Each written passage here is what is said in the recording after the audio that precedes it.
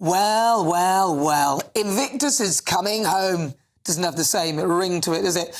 Birmingham in the UK fought off challenges from Washington, D.C. and other major cities around the world to win the bid to host the Invictus Games in 2027. Now, Invictus, the only thing that Prince Harry hasn't trashed, although he came pretty close when he revealed his kill count in spare, are delighted with the result. And frankly, who wouldn't be? The Games are a great concept, and with Prince Harry at the helm in royal mode, it's pretty much the only positive thing left for him to justify clinging on to his royal titles for. But let's face it, he never really left mentally. Only he has left. And he needs to hurry up and get his head around this. What was it he said when he picked up the Pat Tillman Award despite an over 70,000 petition against him? He's picking it up on behalf of the athletes and veterans, and that he was there not as Prince Harry. Well, that's exactly what we're trying to see him as. A normal person, just Harry. Only he doesn't see himself as that at all. It's a bit like when Superman went near the kryptonite and lost all his powers. Harry will obviously be expected to attend. I mean, what else has he got to go to? So what will he do about his security? He cannot expect to get the same level of protection as he had when he was working royalty. Now, of course, in February, the Duke of Sussex, Harry, that is, lost a High Court challenge against the government over his right to state-funded police protection. And in his witness statement, he told the judge he did not feel able to bring his children, Prince Archie, 5, and Princess Lilibet, 3, to the UK, adding that he also felt that he would not put his wife in danger like that. Yeah, the old bargaining chip. Although he's quite happy to live in a country where people can legally be armed to the teeth. An appeal is pending, but should he lose, it may present him with a dilemma. The Games are pretty much the only thing he and his wife have left, and they've become one of the most high-profile joint outings on the world stage that they go to. So, will they come as a pair?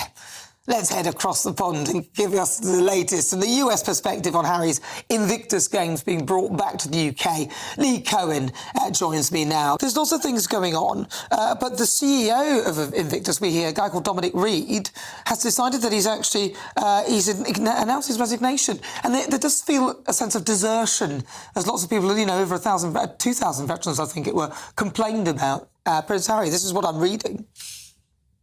Well, while he hasn't expressed it vocally, Mr. Reed's departure from the Invictus Games surely could suggest a strategic retreat from Prince Harry's increasingly divisive shadow, Nana. As you know, and as you discussed in your opening monologue, with the Pat Tillman controversy, Prince Harry's reception of the award sparked controversy and significant pushback in the USA, to the point where the hero killed in battle, Mary Tillman, Pat's mother, expressed that Harry not accept the award at all. What a wincing slap in the face that was. The award was named for an American military hero who gave up a lucrative football career, and the mother of the hero, very sadly killed, expressed that Prince Harry was too controversial and divisive an individual, and they felt that he conflicted with the spirit of the award. So you can see this spilling over that, Harry may not be the best asset to any charity, being as he's viewed by the public, by the American public, by the British public, as divisive and controversial.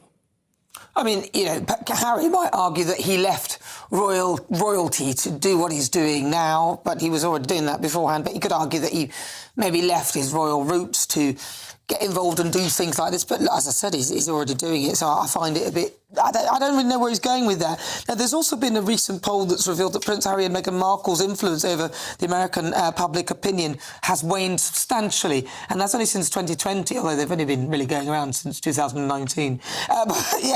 So talk to me a little bit about this poll.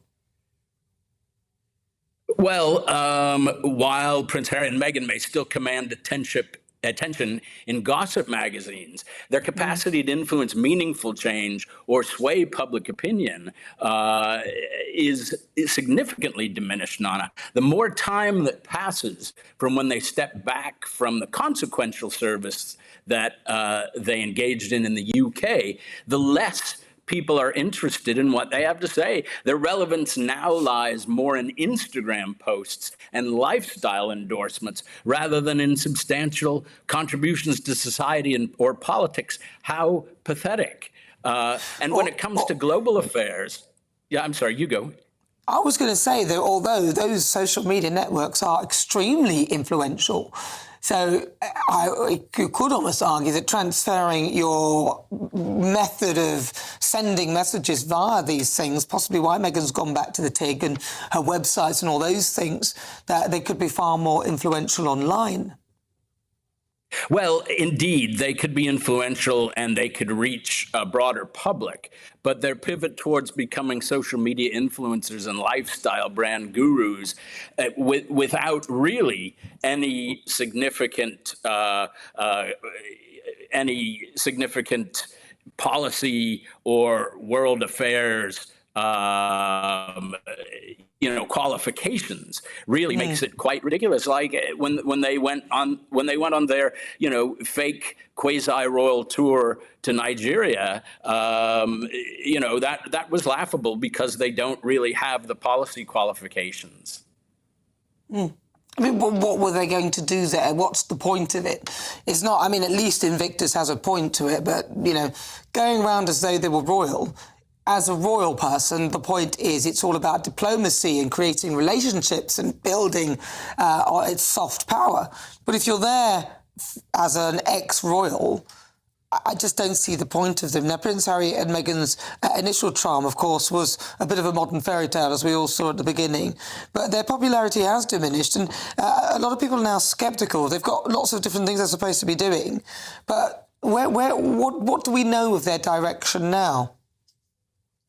Well, what we know is that they've remained relatively, for them, under the radar screen. Back in the last U.S. election, they were making statements encouraging everyone to get out and vote. They didn't come out and actually endorse a candidate, but we all know from their politics which side they would endorse.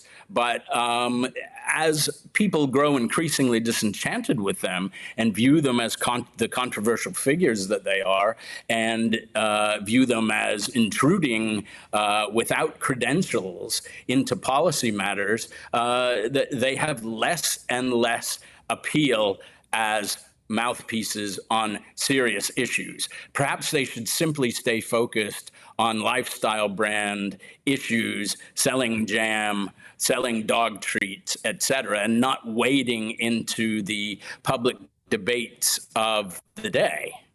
And arguably that was the beginning of the end when they started preaching about climate change here in the UK, having taken about 11 private jets to go to Elton John's or whatever, he was having a party or something, and he gave them a jet and they flew at least 11 flights, and it was like, well, I think people thought, well, that's a bit rich.